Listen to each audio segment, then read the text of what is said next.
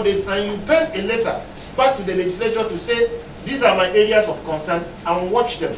Because as at now, there is no official communication between the president to the legislature to say, these are my areas of concern. It's just snippets we are getting from the Minister for Agriculture, Minister of Transport, then they will go to the media and then throw this up. So this is not the way to run an administration. The president should have a position with which he now engages the legislature, and then you hear what the legislature may say on it. So we don't need these 10 days of waste.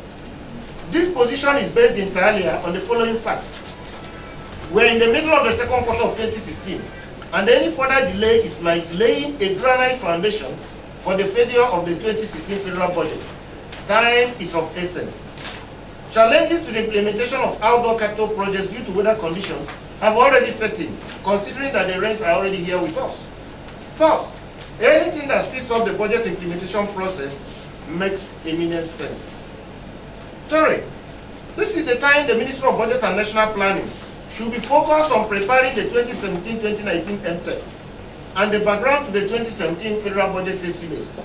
Recall that the Medium-Term Expenditure Framework by law, specifically Section 14(1) of the Fiscal Responsibility Act, should be considered and endorsed by the Executive Council of the Federation before the end of the second quarter in June. Second quarter is in June. They should have approved it. Nigerian citizens, investors, and the international community need to get the economic bearing of Nigeria in 2016, which the budget should provide. The recent call by the International Monetary Fund for Nigeria to resolve our budget logjam and have an assented budget shows the concern and opinion of the international community about the budget crisis.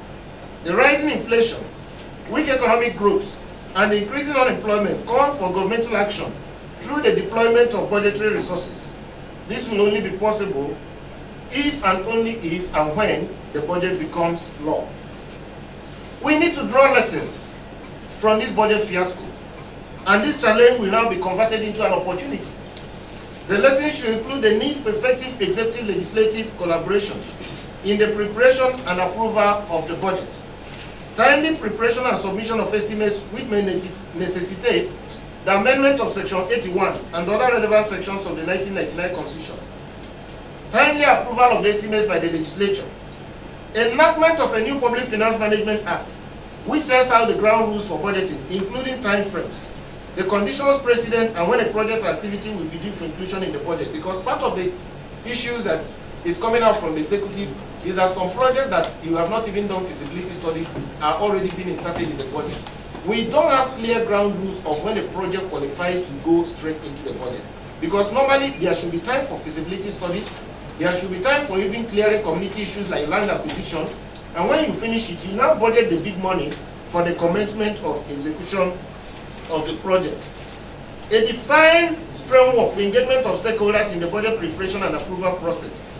In the legislature also, it is imperative that ground rules for the approval of budgets be streamlined and modified so that no committee or set of members of NAS, including the appropriation committee or the principal officers of NAS, should be in a position to modify or alter the consensus of their majority.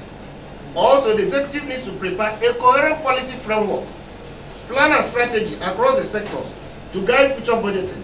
Nigeria seems to be lacking a policy direction. In the overall interest of Nigerians who are going through untold hardship, pragmatism and actions that will lessen our yoke is required. Pragmatism and actions that will lessen our yoke. We are already suffering. Mr. President, please assent to the budget bill and bring an amendment or supplementary budget bill. Otherwise, let us have a speedy resolution of the budget crisis through constructive engagement of the legislature. There is no time to waste. Executive legislative engagement on the budget should be without any thought or air of supremacy or superiority between the arms of government.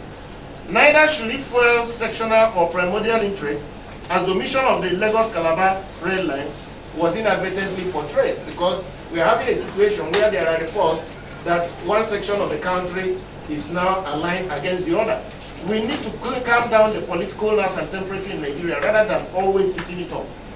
Therefore, we call on all men and women of goodwill, especially former leaders, organized private sector and labor, and civil society, and of course, gentlemen and ladies of the media, to quickly demand action and to end this unhelpful impasse and delay from the executive and legislature.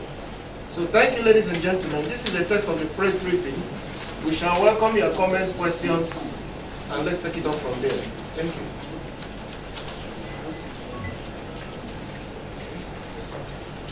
Barrister, good morning. My name is Isa Abdul Wahab.